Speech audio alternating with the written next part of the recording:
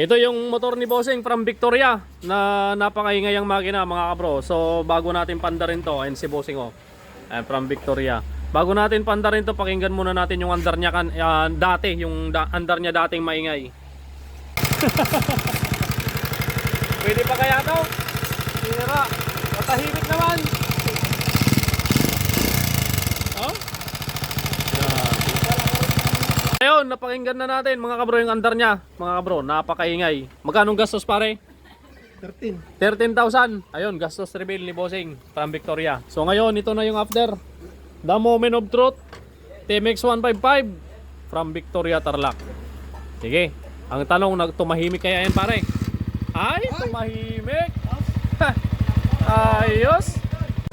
Oh my God! Wow! Ayan o. Santing na pare. Yan. Nagimasan. Nice. Tambot yun na lang maingay boss pang New Year. Boss, salamat ha. Ayan, so, from Victoria. Baka may gusto kong shoutout boss. Shoutout sa asawa ko. Ayaw, nasan si darling mo boss? Nasa Kuwait. Hoy, nasa Kuwait si madam. Ingat po dyan madam. Merry Christmas and Happy New Year. Okay. Thank you, boss. Bossing, salamat. Kabro, shoutout ka bro. Boss. Sticker. Yo, kasama ni Bossing. Yeah, with the sticker ni Kabro. Bossing, break in muna ah. Okay, takbong pogi. Salamat po, salamat. Boss. Yun, panggilid lang problema noon. Nabitin lang sa budget. Alright. Okay, so bukas, sarado po kami.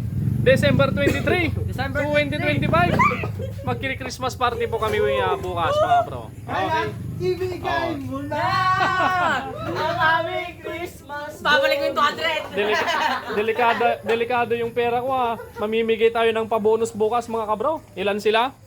Si Brother Lito, si Aldrin, si Fern, si Jimwell, si Dave, si Nico, si Bilog, si Kyle, si Pare Jeric. Siyam sila mga kabro. Hira, siyam sila. Mukhang malulugi yung bulsa ko ngayon ah.